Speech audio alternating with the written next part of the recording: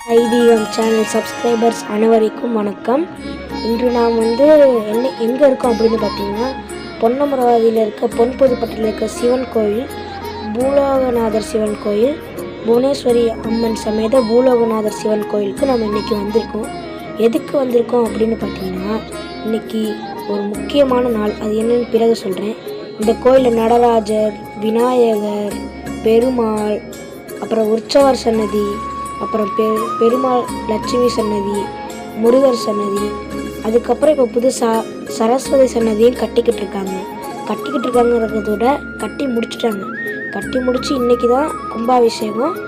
வாங்க அதை பார்ப்போம். கோபுரம், கோயிலுக்கு இந்த சரஸ்வதி அம்மன் கோயில் கோபுரம்லாம் ரொம்பவே அழகாக கட்டி அம்மனும் அழகாக சிரிச்சுக்கிட்டு உக்காந்துருக்காங்க உள்ளார. இப்போ யாகத்தை பார்த்துட்டு வந்துடுவோம்.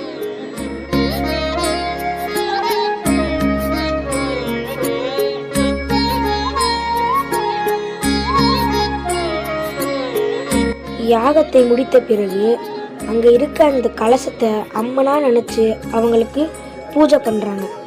அந்த காணொலியை நீங்கள் பார்த்துக்கிட்டு இருக்கீங்க. அவங்க பாருங்கள் எத்தனை கலசம் வச்சு அழகாக டெக்கரேஷன் பண்ணி வச்சுருக்காங்க. இப்போ அந்த கலசத்தெல்லாம் தூக்கிட்டு அம்பாள் சன்னதிக்கு எதிர்த்தாப்பில் எல்லாரும் நிற்கிறாங்க. அம்பாள் சன்னதிக்கு எதிர்த்தாப்பில் நின்று ஐயர்கள் அனைவரும் மந்திரம் ஓதி கொண்டிருக்கிறார்கள்.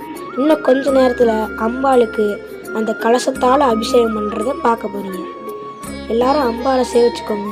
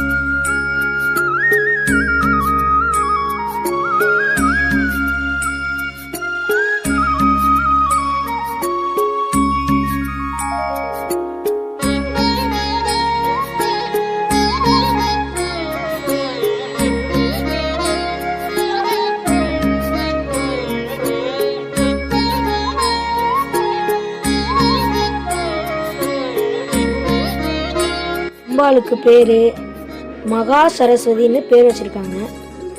அபிஷேகத்தை பார்த்துக்கோங்க நல்லா. இதெல்லாம் எப்போயாவது ஒரு இடத்துல தான் பார்க்க முடியும். சரஸ்வதி சந்நிதி நிறையா கோயிலில் இருக்கிறது இல்லை. சரி, தீபாராதனையை பாருங்கள். கல்வியின் கடவுளுக்கு நடந்த இந்த கும்பாபிஷேக காணொளி எப்படி இருந்தது என்று அனைவரும் கமெண்டில் பதிவு செய்யுங்கள். நமது ஆன்மீக ஐதீகம் சேனலையும் சப்ஸ்கிரைப் செய்து கொள்ளுங்கள்.